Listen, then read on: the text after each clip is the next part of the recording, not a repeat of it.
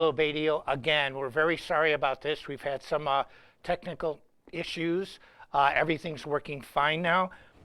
You never know. You know, it's cold outside, a lot of wind, and maybe a lot of people online. We don't know. But I have a super high speed connection here at my house. So anyway, it is a very special lesson today because Doug Marks and I want to do something. We want to see how fast you can play. And what we're going to do after that is devise some lessons, and the goal is to increase your speed.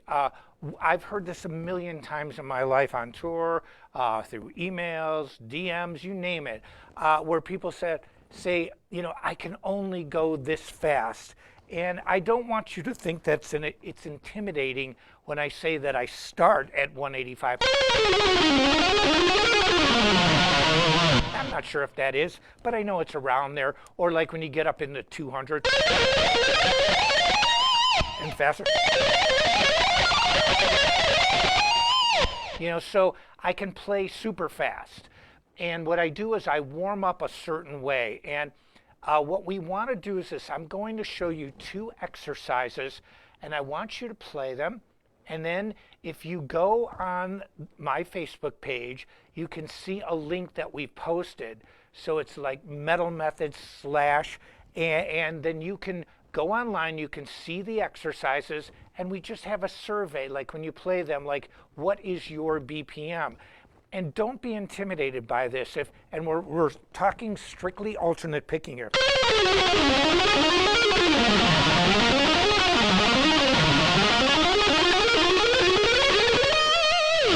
Not economy.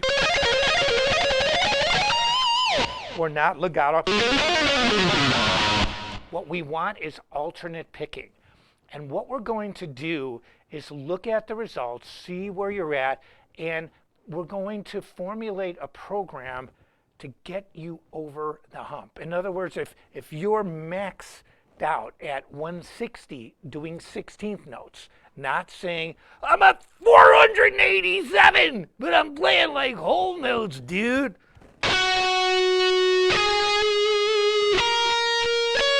Fast, bro, really fast, dude. Dude, you're like 400. They played at 800, man. So we're talking 16th notes. 1, 2, 3, 4.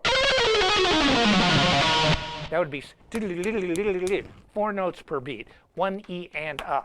Now I want to show you guys something. I am playing my first signature guitar release.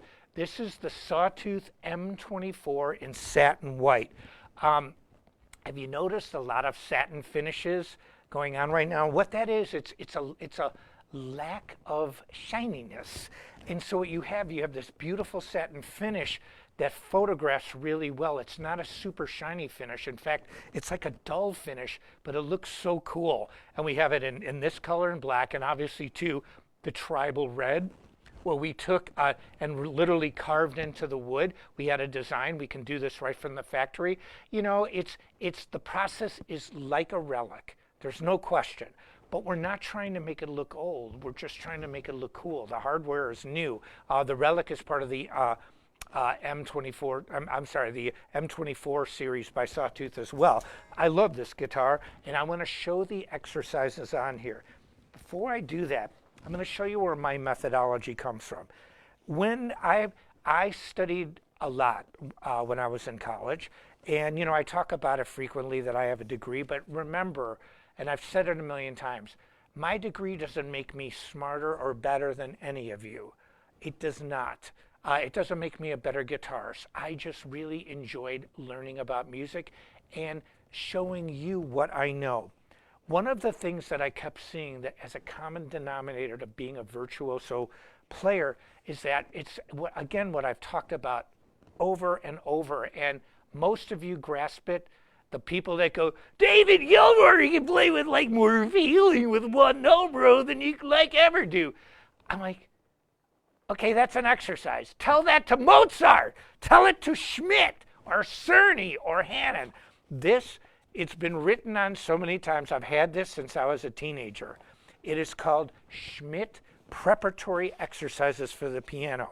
what you see are basic movements. There'll be 4 notes up, 4 notes down. These are short exercises. Okay, let's take the second one. This one I love, the Cerny.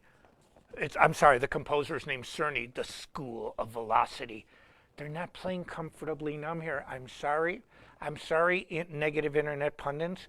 These are not songs. These are to prepare you to play the hardest songs and to play them well. And so it's called the School of Velocity for piano. Again, I used to draw on this. You can't really see it, but I used to practice my Michelangelo signature. Now, again, you see 1 measure pieces, and this one is flying. Okay, what you have here is they're using 30-second notes. And so, but it's 1 measure group. It's like straight down an exercise. Straight down a scale. So this exercise is based on small groupings of notes, small, 1 measure at a time. And so when you see now, and here's the biggest one. I love this. This is the Hanon. This is called the Virtuoso Pianist. I've used this book so much that I ripped the cover off. The cover's just gone. Again, a 1 measure exercise, and you play it up and down the keyboard. Now, what do these have in common? Exactly what I taught in Speed Kills. You have to differentiate between the technique and the music. You have the technique here, you have the music here. The goal is to merge those two. Simple, but how many times? Thousands of times. But dude, David Gilmour puts more failing in 1 note. I love David Gilmour. Joey likes him. Robert likes him. Do you? Well, he just wants to pick fast. And so forget Robert. But the point is this. If you want to play great virtuoso style music, you've got to do it this way. This has worked for centuries. That doesn't mean that you don't do new things. But the human hand hasn't changed that much in the last 150 years. Yes, we've gotten bigger, but as far as I know, the next generation of kids still has 4 fingers and a thumb. We don't have 5 fingers. And so these exercises are a way to get you over the hump and to create an environment for you to have the best technical facility you can have. And so I knew this. I studied this. This has gone on for centuries. It's kind of like thought. It's almost like mathematics or other things where you build upon something that's been proven for centuries, and then you put a new twist on it. I did it for electric guitar. I used things that I used basics from these 3 books to teach my methodology to you, and I'm living proof that it works really good. So here's what we're going to do. There are 2 exercises I want to show you. One is just like this.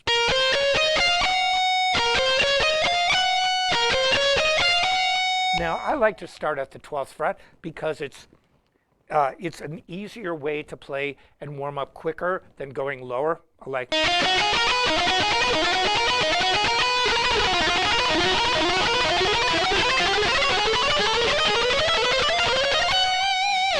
So, but you play this exercise, just go.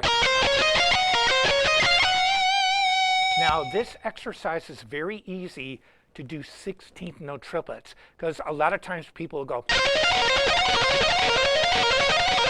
like 1 2 3 1 1 2 3 1 2 3 1 2 3. Can't even say it that fast. It's a good thing I can play fast.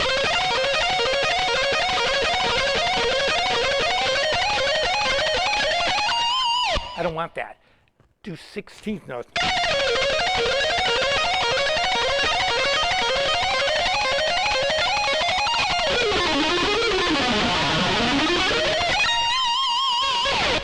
And then you go back down. You go.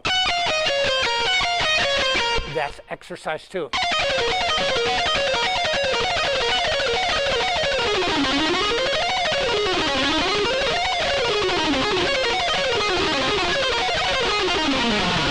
I just do like Captain America. I can do this all day, dude. So you work on those too. Now, it's easy to break into 16th note triplets because there are other exercises that work really good that I like to use that don't allow for the 16th note style. For example, if you go like this.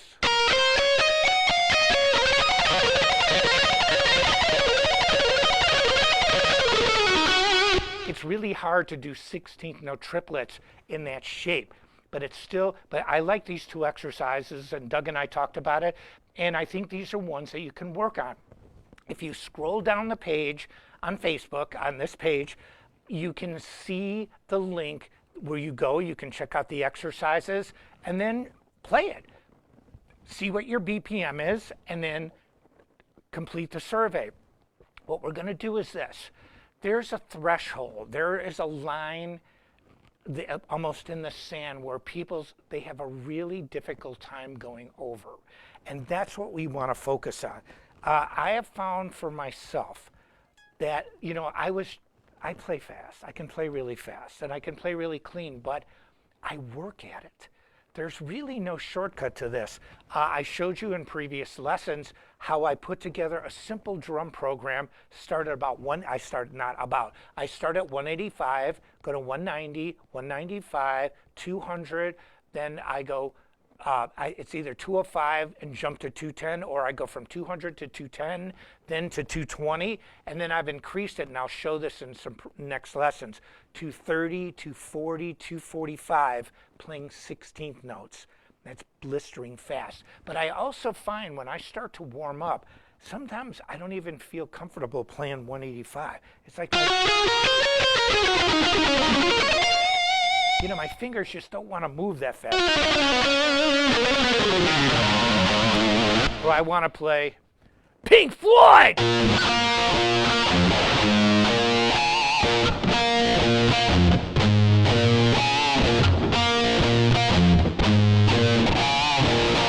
I love that song, but it's not an exercise! We're talking about exercises and technique. And so do you think John Petrucci practiced? If he didn't practice with a method in mind, and if you couldn't play Dream Theater music unless you had the technical facility to do it. And like I've said, I'd rather have it and not need it than need it and not have it. I can.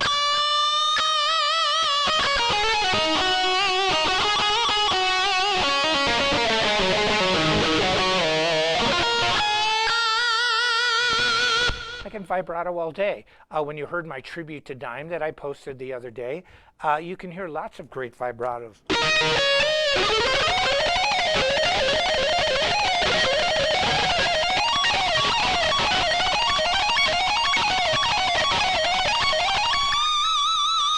Now what I did there, not only did I use vibratos, but I used the same picking pattern that these two exercises are to show you that you cannot just go or you can go.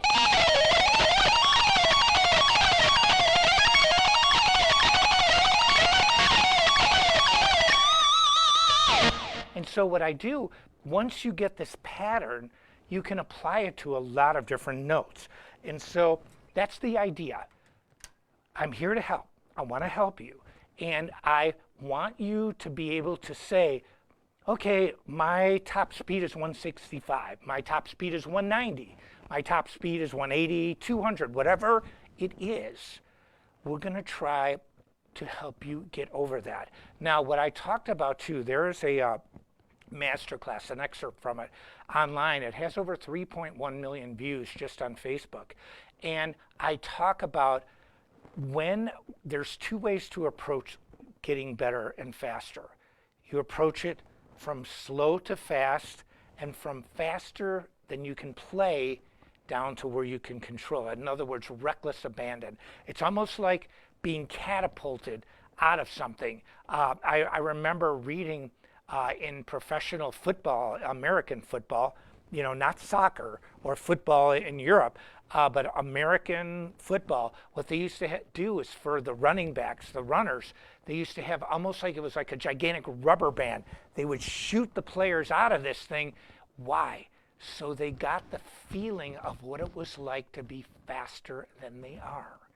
It's an interesting thing because if you get shot out of that thing enough times, you start to get used to that feeling. And it's almost like the need for speed. And so what I suggested, and it works, is to go faster than you can play with reckless abandon. Like,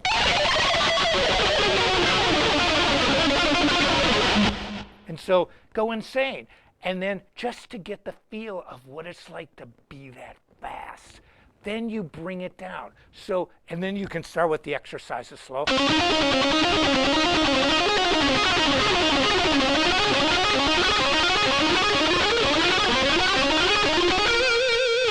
Those are all based on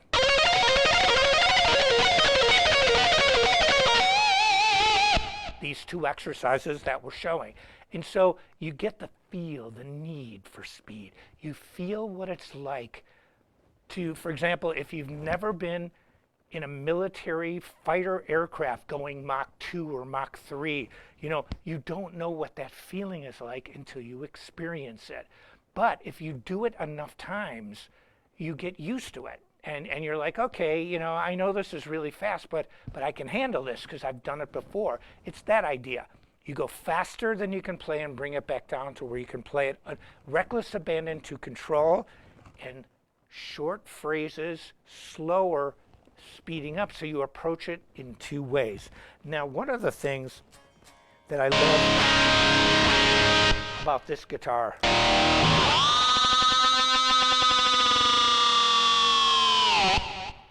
the wang bar of death. And I've showed this before. I was working on an album for a client, and they wanted like devastating dives. So I was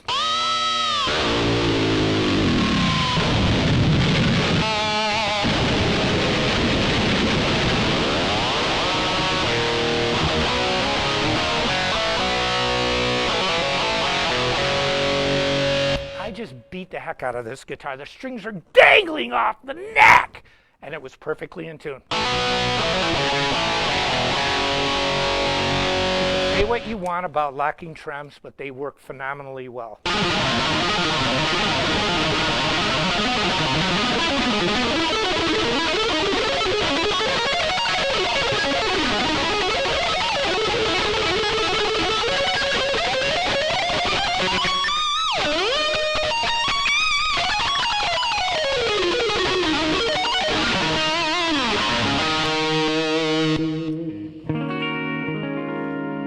Clean sound on this guitar is great.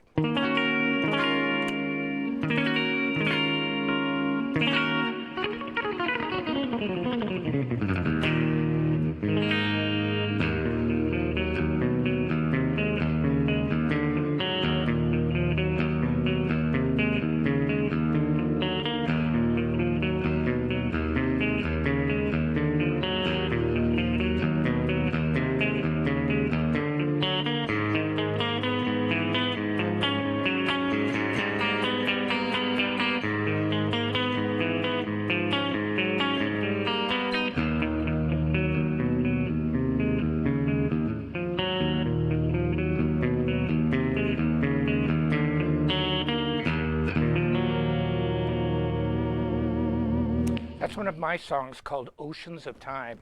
I got that title from Bram Stoker's Dracula when I saw the movie, and it was such an amazing movie. And I remember when he was like looking at Elizabeth, and he goes, "I have crossed oceans of time." And I remember that line, I'm thinking, oceans of time.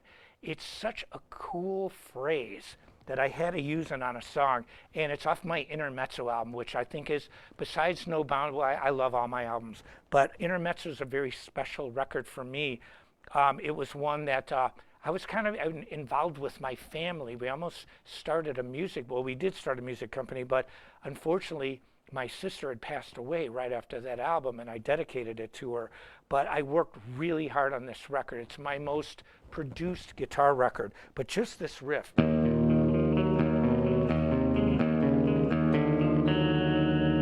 love it. And then I went like one.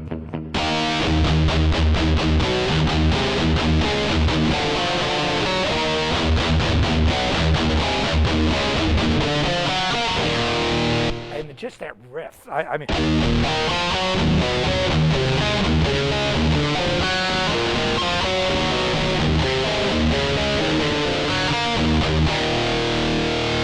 And so now, does it require fast fingers to play that? No. But the technique is sound. The technique is proven. What I've talked to you in all these live streams and what I've showed over the years, just like the Cerny School of Velocity and Schmidt preparatory exercises and the Hannon Virtuoso Pianist, these methodologies have been proven. And so it's kind of like a car. Yeah, a person could come up with a 5-wheel car. Why not? But 4 wheels have worked pretty darn good for the last 120-something years. And so you can make a Lamborghini, of course, because I want to give you the keys to the Lamborghini. But you could also make a little Mini Cooper. And they both have 4 wheels. If you want to drive a Harley, use 2. If you want to use 3 wheels, now I don't recommend it. I don't think it looks that cool, but and I don't ride bikes, although I like them, but I think they're, I just don't. And so, but if I was ever going to, I wouldn't put the 2 wheels in the back because it's easy to tip. So you see the ones where you put the 2 wheels in the front. Again, it's just a new idea based on an old principle, a wheel. And 4 wheels to even out the car. And so, I mean, horse has 4 legs, and that was their method of transportation before cars. Stagecoaches had 4 wheels. And so, it just, what we do is we evolve from what works from the past. Now, you can also evolve from what didn't work, and then when it doesn't work for you, then you can figure out, well, it don't work, man. Well, it didn't ever work, so why are you trying it? So I kind of like to do things that have worked before, and then you make it your own, which is what I did with Speed Kills. But it's really important to me to find out from you, what is your speed threshold? How fast can you go? And then what we're going to do is we're going to devise some things based on the survey to help you overcome that number. Because that's the thing that I found for myself. I was talking to Adam about it, who will be on the show next week. He's the video tech and great guitarist and was one of my former students, so we've been friends for a long time. But when I started to play left-handed, and you've seen me play the double guitar recently here on the show, you're holding a pick like this. You're holding your fingers like this. Well, now, look at how ergonomic that is with my arm. Okay, so my whole life, I've never been injured. This arm very rarely moves. I'm not doing all this stuff. I'm going like this. So my arm's just doing this when I'm playing fast. So everything is like in perfect running order. All of a sudden I switch. Now Robert's got to go from this way to this way. And then Joey's got to go from this to holding a pick. He can't talk. It's a way to shut him up. And so what happened was I started to feel it a little in my wrist. And I told my good friend Rob Ross, the drummer who's played on No Boundaries, and he's been on the show too. I go, Rob, it hurts when I do this. He goes, well, then don't do it.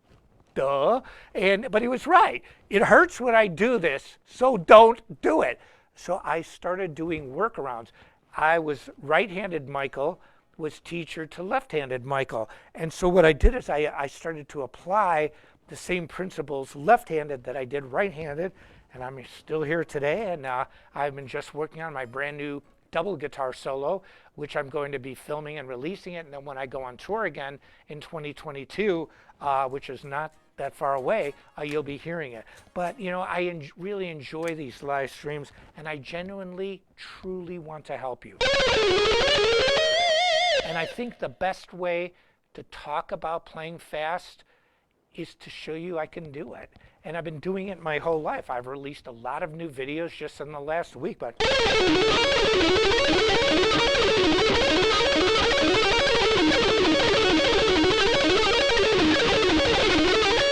just that right there. I used both picking sequences of the exercise that I want you guys to play. There's two of them, ascending and descending. And so when you can do this,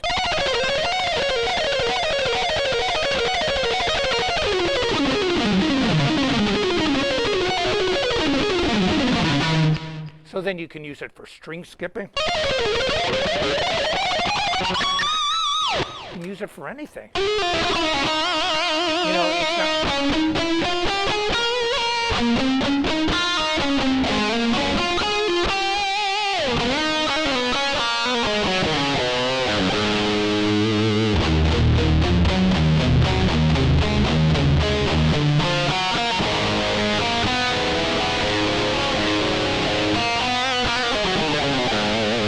Is I used the 7 string. Now here's the irony. When I did work on Oceans of Time, that song, it actually starts down on the low B. So when I move, I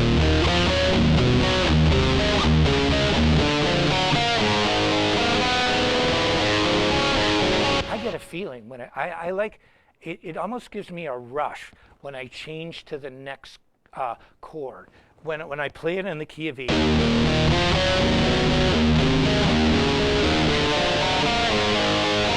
To me, it sounds very dynamic. Maybe it's just in my own head, but I get a real feeling from that. I get a feeling from my music.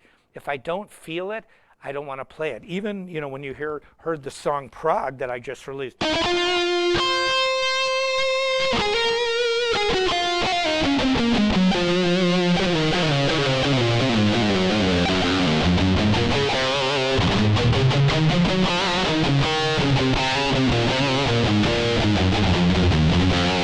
Prague is a really interesting song.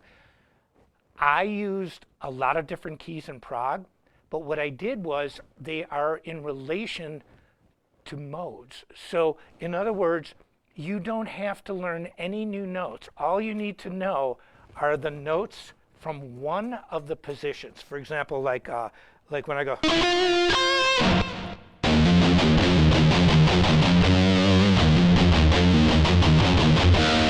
So what you have, you're in the Phrygian mode in F sharp. You're in E Dorian. And you're in B Aeolian. What do they have in common? There's no notes that are different in all three of those modes, nothing. And so I wrote that song with that in mind. So it sounds so different, each part, but yet all the notes are the same. It's just what you start and end on. It's just a little Mikey madness. But anyway, getting back to this, these exercises are very important. If you think about it like this, differentiate, exercise. Don't think about music. This is an exercise. See, so many times online, people don't grasp this. They judge an exercise as if it's let it be. Against a song. This is a way to play music at the highest technical level. Now, I can play Let It Be. I can play slow. We used to do Let It Be when I was a kid in a band. I can play While My Guitar Gently Weeps. I know a lot of Beatles songs. I know a lot of Led Zeppelin songs.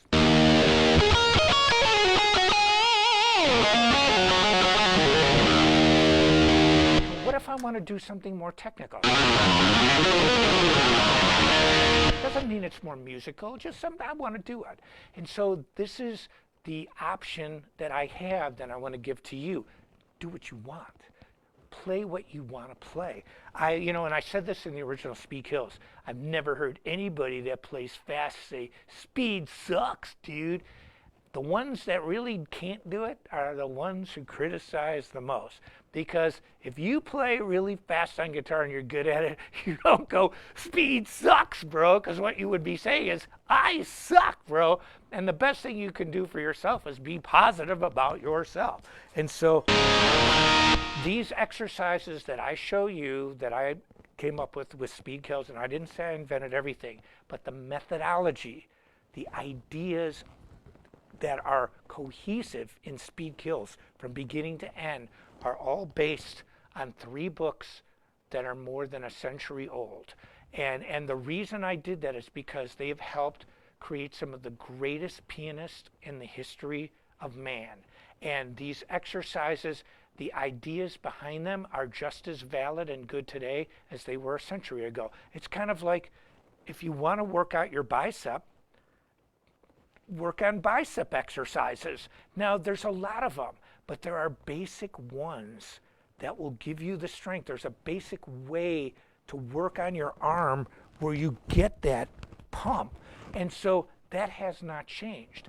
Methods have changed, technology has changed, and we use this to make those ideas modern.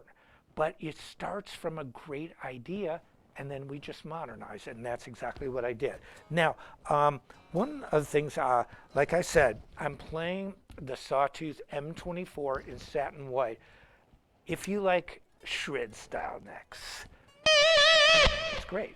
It's not super, super thin, because I remember one of my friends is Grover Jackson, the guy Jackson Guitars, just like I knew Wayne Charvel from Charvel, and he built my Rocket guitar and the Quad and all the really classic guitars from my past.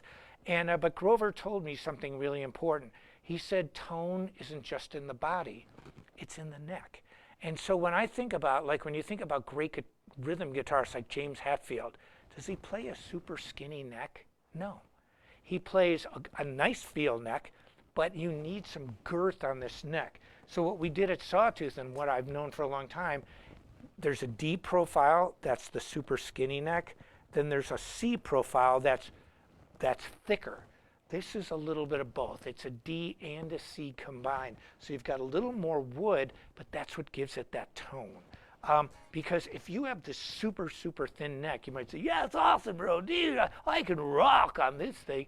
Well, yeah, but you're never going to be able to get that tone that a Slash can get, that a Michael Schenker can get, that all the great guitar players that had that thick sound, even myself.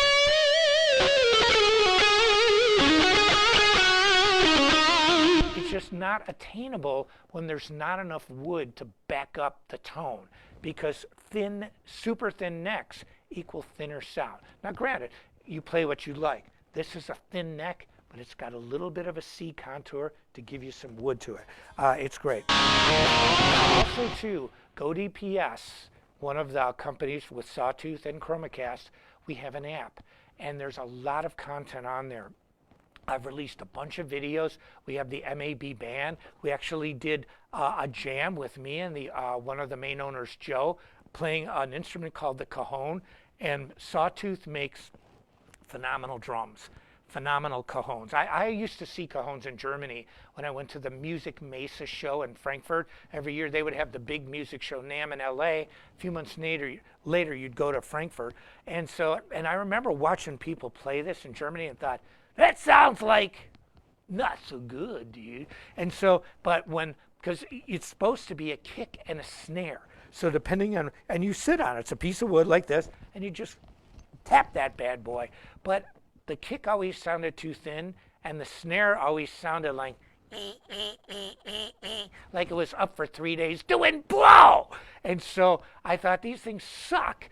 And then all of a sudden Joe from Sawtooth develops these goes like, I'm like, whoa, this rocks, bro. Let's do some Def Leppard, man. And so, or old school rock.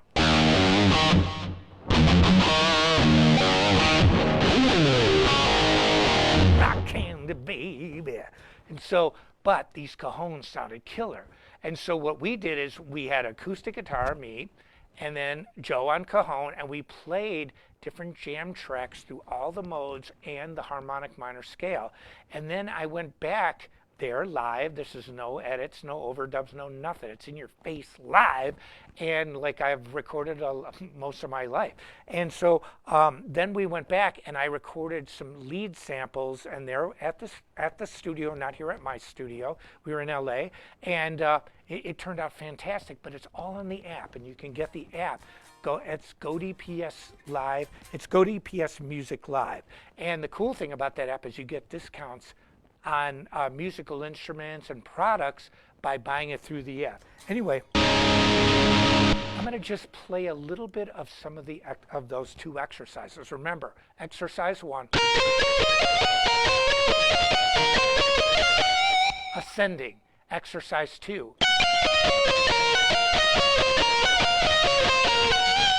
because when you see people like Paul Gilbert or myself or John Petrucci or Yngwie, we can take these exercises, and instead of playing these notes, you can go.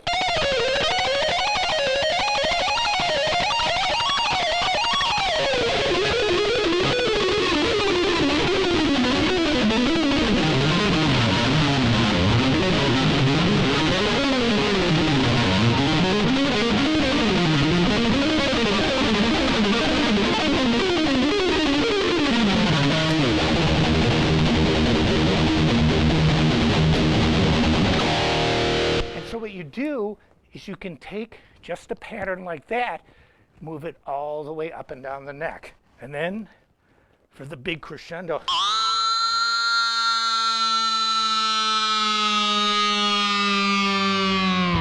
Oh, and I didn't even have my overdrive around. That's how cool this amp is.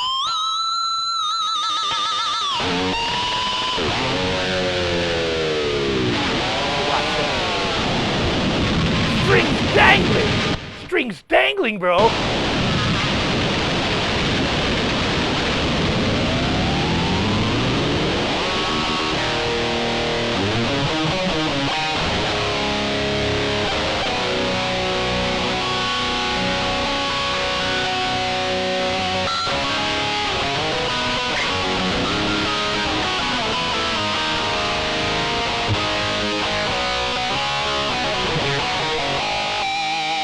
Sawtooth rules, man. I mean, I just beat the heck out of that guitar. I abused the wang bar.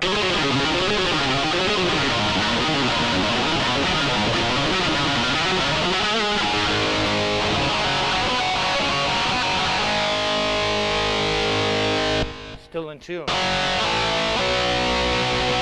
You can play Smoke on the Water, which believe it or not, all the bands I've ever been in my life when I was younger, we never played Smoke on the Water. Never. Not that I don't like the song. I just never could do it. I couldn't stand up on stage going, I'm cool, dude. She was like, what? Why do you want me to do that? Why? Why? Pourquoi in French? What are you doing to me?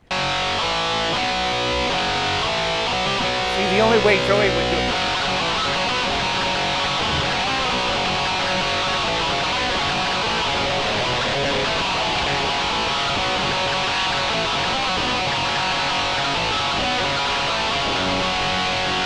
Oh, I know I was saying earlier, I forgot, I think with the camera cut off.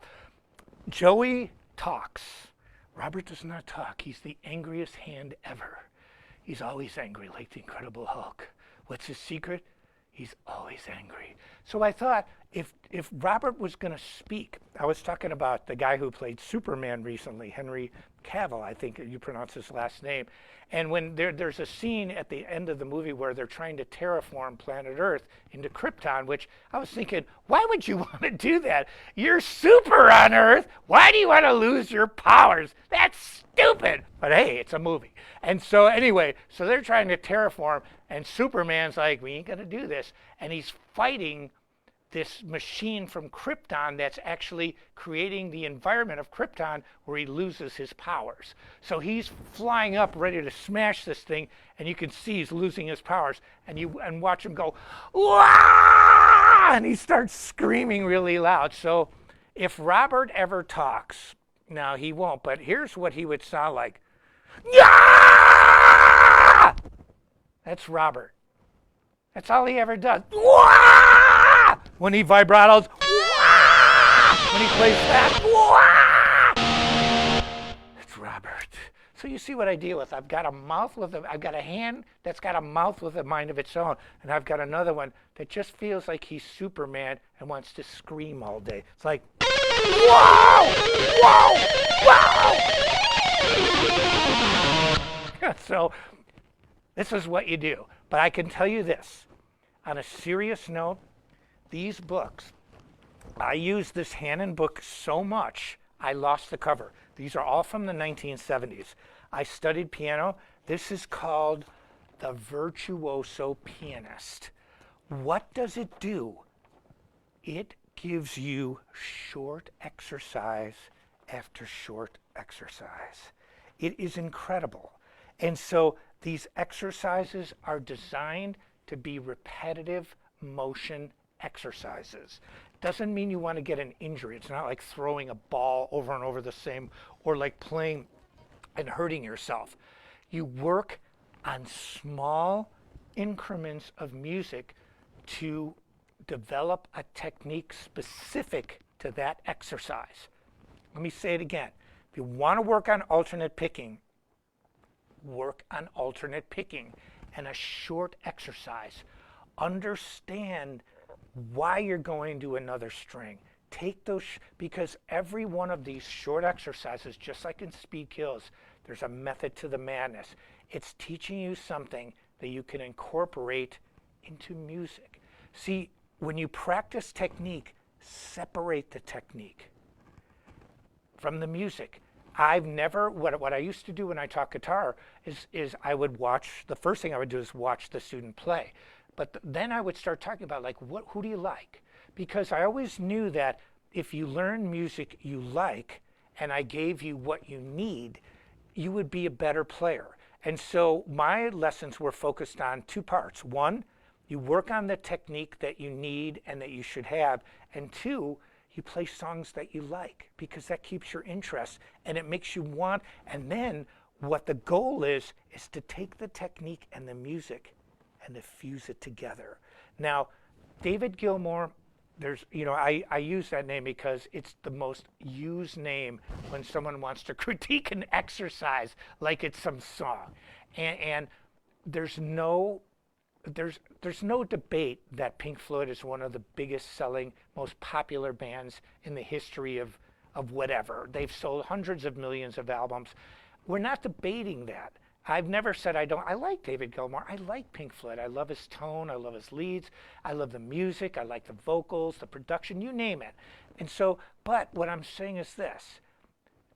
Playing Pink Floyd with conversely playing my song Time Traveler, there's a huge technical difference. It depends what you want to do. If you want to play just Pink Floyd or the Beatles, there's nothing wrong with that. The Beatles are one of my all-time favorite bands. I still listen to them and love them. I listen to Pink Floyd too. I love them. But I also love the new Dream Theater album, and it's super technical prog rock. I like when I play super technical. It's hard, but to me it gives me a feeling. And so that's, if you get anything out of this, how fast can you play? Tell us. Tell us how fast you can play, and we're going to figure out ways to make you faster and to make you better. And so I want to say this. I love Sawtooth guitars. I mean, you can see what I just did with this guitar.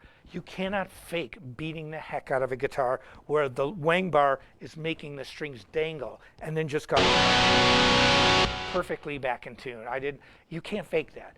We also sell the MAB string dampeners. These are medium jumbo frets. Sawtooth makes great guitars, but you know what they do?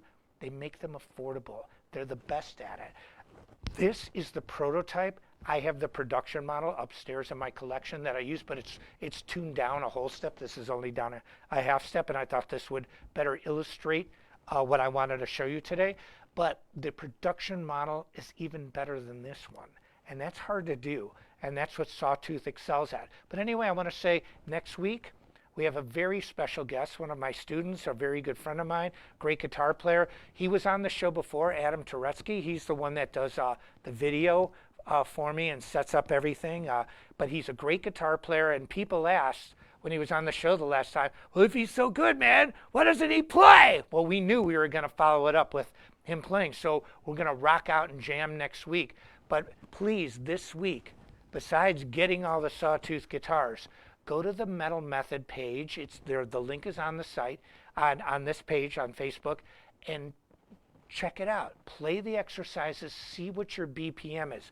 Either use a drum program or just use a metronome. But tell us, and all you have to do is just press, it says 100 BPM, 110, 120. Just fill out the survey. It's really simple. Send it to us.